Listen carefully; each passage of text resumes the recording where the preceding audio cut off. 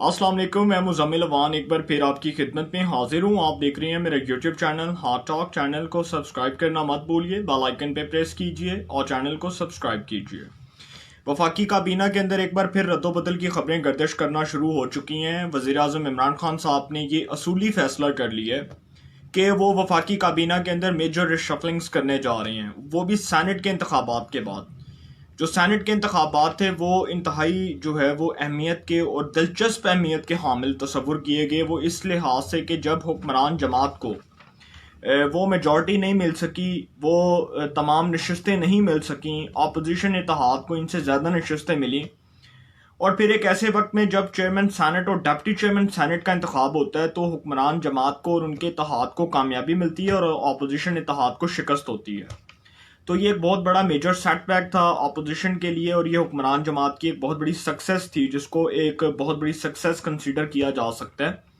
तो अब वज़ीर आज़म इमरान खान साहब ने ये फैसला किया है कि वो वफाकी काबीना के अंदर मेजर रिशफलिंग्स करने जा रहे हैं।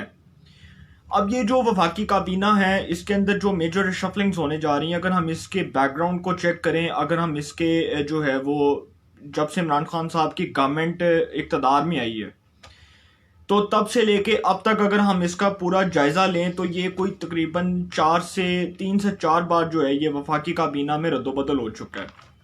और जो मेजर रिशफलिंग्स हैं वो बड़े पैमाने पर हुई हैं। पहले 2019 में ये मेजर रिशफलिंग्स हुई। वजीर ख़जाना, उस वक्त के जो वजीर ख़जाना थे असद उमर साहब, उनको हटा के हफीज़ शेख साहब को लाया गया। डॉक्टर जफ़र मिर्ज़ा साहब को मुआविन ख़ुसूसी बनाया गया बुराए सेहत का। डॉक्टर तानिया एदरस को लाया गया। डॉक्टर सानिया निश्तर साहिबा को लाया गया। उसके बाद ये डॉक्टर इशरत हुसैन, ये जो हैं हमारे नदीम अफजल चंद साहब, इस तरह के जो कई चेहरे हैं वो उनको वफाकी काबीना के अंदर जो है वो शामिल किया गया। नदीम बाबर साहब को। तो मैं समझता हूँ कि ये वज़ीर आज़म साहब जो हैं, जो उन्होंने अपनी एक सिलेक्शन के तौर पे इन चेहरों को सामने लाए थे वफाकी काबीना के अंदर, वो उसमें तो वज़ीर आज़म साहब को कोई मेजर सक्सेस नहीं मिली। फिर वज़ीर आज़म साहब जो हैं उनको मेजर रिशफलिंग्स करनी पड़ी। फवाद चौधरी साहब जो हैं उनको वजारत इत्तलात के ओहदे से हटाया गया। वो इसलिए क्योंकि उनके जो हैं वो उस वक्त के जो MD-PTV थे उनके साथ बहुत से इख्तलाफात भी थे। तो जो मिनिस्ट्री है इंफॉर्मेशन एंड ब्रॉडकास्टिंग की, बहुत बड़ी मिनिस्ट्री है और इस मिनिस्ट्री के अंदर जो है 2 से 3 बार चेंज आया। फवाद चौधरी साहब के बाद जो है डॉक्टर फिरदौस आशिक अवान साहिबा को मुआविन ख़ुसूसी बनाया गया वज़ीर आज़म साहब के इत्तलात व नशरियात का। डॉक्टर आसिम सलीम बाजवा साहब जो हमारे साबिक DG-ISP भी रहे, उनको भी मुआविन ख़ुसूसी बनाया गया इमरान खान साहब का, ब्रॉडकास्टिंग का, इंफॉर्मेशन और ब्रॉडकास्टिंग के मिनिस्ट्री का। फिर इसके बाद जो है वो हम देखते हैं कि शिबली फराज साहब आ जाते हैं फिरदौस आशिक अवान साहिबा की जगह। तो ये बार बार जो है ना, ये वफाकी काबीना के अंदर जो है वो बड़े तसलसल के साथ जो है तब्दीलियाँ रोनुमा हुई।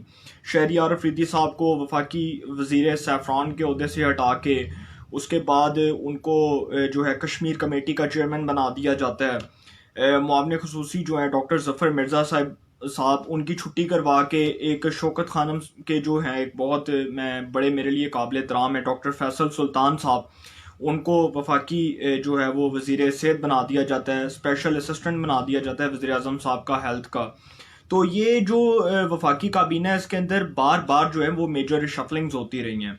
खुसरो बख्तियार साहब की बात करता हूँ, उनको वफाकी वज़ीर मनसूबा बंदी से हटा के वफाकी वज़ीर खुराक बनाया गया। फिर इक़्तिसादी अमूर का वफाकी वज़ीर बनाया गया।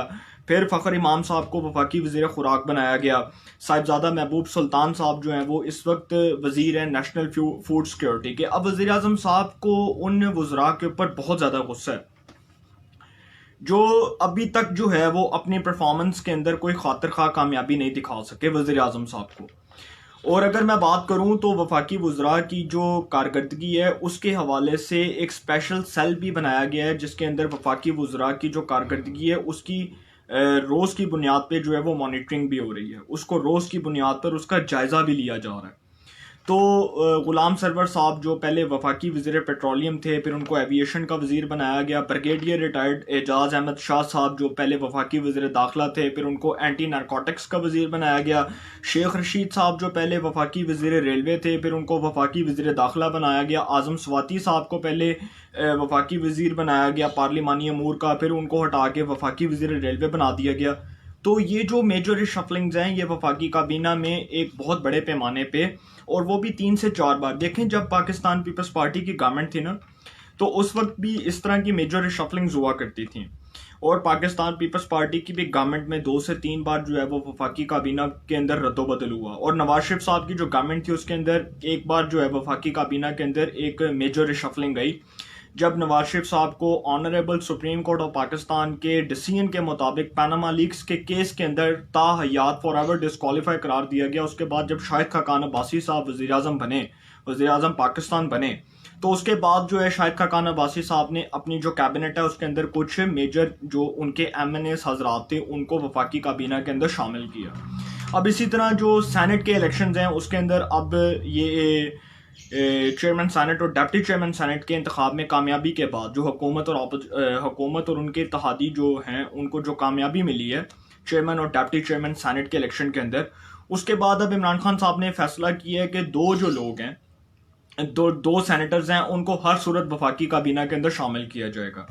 फैसल वाडा साहब को, जो फैसल वाडा साहब अभी हाल ही में जो सेनेट का इलेक्शन लड़े हैं, जिन्होंने कराची से कौमी असम्बली की रुकनीत से इस्तीफ़ा दे के सेनेट का इलेक्शन लड़ा है, वो पहले अभी हाल ही में उन्होंने भी सेनेट का इलेक्शन लड़ा है, और वो इमरान खान साहब की अभी तक जो है वो कैबिनेट के अंदर वफाकी वजीर भी रहे हैं अभी वसाइल के। अब उनको दोबारा एक बार फिर जो है वो फेडरल कैबिनेट के अंदर शामिल किया जा रहा है, और एक बहुत प्रोमिनेंट पर्सनैलिटी, एक बहुत जो है बहुत बड़े लीगल एक्सपर्ट, बहुत बड़े माहिर कानून, और मैं समझता हूँ कि बहुत ही हर दिल अजीज शख्सियत हैं बैरिस्टर अली जफ़र साहब, जो SM जफ़र साहब के साहिबजादे हैं। SM जफ़र साहब जो साबिक वफाकी वज़ीर कानून भी रहे हैं। बैरिस्टर अली जफ़र साहब को भी इस बार जो है वो वफाकी काबीना के अंदर शामिल किया जा रहा है। और बैरिस्टर अली जफ़र साहब जो हैं वो इस लिहाज से एक तो बहुत प्रोमिनेंट पर्सनैलिटी है कि एक बहुत नफीस आदमी है, एक बहुत अच्छे इंसान है, क्रेडिबल पर्सनैलिटी है। पाकिस्तान तहरीक इंसाफ में जब उन्होंने पाकिस्तान तहरीक इंसाफ को ज्वाइन किया तो इमरान खान साहब ने उनसे प्रॉमिस किया था, उनसे वादा किया था कि वो उनको सेनेट के इलेक्शंस में टिकट देंगे,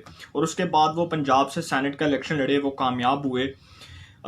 वफाकी जो काबीना है उसके अंदर बैरिस्टर अली जफ़र साहब के नाम की भी गूंज है, और कहा जा रहा है कि जी जो बैरिस्टर अली जफ़र साहब हैं उनको वफाकी वज़ीर कानून या वज़ीर मुमलिकत बुराए कानून या जो है वो इमरान खान साहब का मुआवने खुसूसी बना दिया जाएगा बुराए कानून और इंसाफ का। इस तरह के जो है वो अभी जो है खबरें आ रही हैं। इसी तरह काफ लीग के बारे में कहा जा रहा है कि जो पहले काफ लीग को एक वजारत मिली है हाउसिंग की, तारिक बशीर चीमा साहब, अब ये जो वफाकी वजीर हैं हाउसिंग के तारिक बशीर चीमा साहब, इस वक्त 3 जो मिनिस्ट्रीज हैं ना, मेजर जो 3 मिनिस्ट्रीज हैं उसके अंदर जो है वो रिशफलिंग होने जा रही है। फेडरल मिनिस्टर जो है इंफॉर्मेशन एंड ब्रॉडकास्टिंग के शिबली फराज साहब एक उनकी मिनिस्ट्री में, एक हाउसिंग की मिनिस्ट्री में, एक जो है फूड प्रोडक्शन की मिनिस्ट्री में। ये जो तीनों मिनिस्ट्रीज हैं इसके अंदर जो है वज़ीर आज़म साहब ने फैसला किया है कि इन तीनों मिनिस्ट्रीज के अंदर जो है वो किसी न किसी तरह से चेंज लाया जाए। तो जो तीनों वज़रा हैं हमारे ऑनरेबल रिस्पेक्टेबल जो हमारे मिनिस्टर्स हैं, शिबली फराज साहब, उसके बाद जो नेशनल फूड सिक्योरिटी के वज़ीर हैं ये साहिबजादा महबूब सुल्तान साहब, उसी तरह इस तरह ये जो तारिक बशीर चीमा साहब जो हैं वफाकी वज़ीर हैं हाउसिंग के, इन तीनों मिनिस्ट्रीज़ के अंदर जो है वज़ीर आज़म साहब ने फैसला किया कि इन तीनों मिनिस्ट्रीज़ के अंदर कोई बड़ा चेंज लाया जाए। और इसी तरह अगर मैं बात करूं तो काफ लीग के बारे में भी ये कहा जा रहा है कि काफ लीग को अब एक और वजारत दी जाएगी, उनको वफाकी काबीना में एक और वजारत ऐड कर दी जाएगी।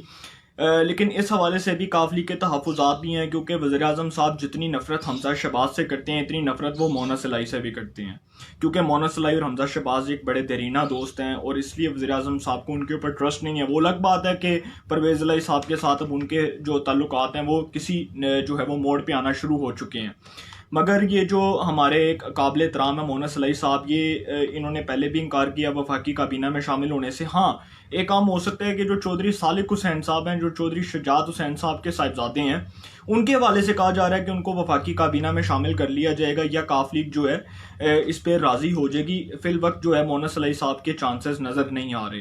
इसी तरह जो फैसल जवेद साहब हैं, जो सेनेटर फैसल जवेद साहब, जो इमरान खान साहब की बड़ी हमायत करते हैं, इमरान खान साहब के नज़रिए को, उनकी आइडियोलॉजी को बड़ा सपोर्ट करते हैं, रात को टीवी टॉक शोज़ के अंदर आके, उनके बारे में कहा जा रहा है कि उनको जी वज़ीर मुमलिकत बनाया जाएगा। अनवारुल हक काकड़ और डॉक्टर जरका को भी वफाकी काबीना के अंदर शामिल किया जाएगा। डॉक्टर जरका जो भी हाल ही से पंजाब से सेनेट का इलेक्शन लड़के जो है वो सेनेटर मुंतखब हुई हैं, बड़ी तहरीक इंसाफ की बड़ी दरीना कारकुन है। 2014 का जो लॉन्ग मार्च मार्च हुआ था, तहरीक इंसाफ ने जो उस वक्त प्रोटेस्ट किया था, और जो तहरीक इंसाफ ने 126 दिन का धरना दिया था, उसके अंदर डॉक्टर जरका साहिबा जो है उन्होंने एक बड़ा अपना रोल प्ले किया था।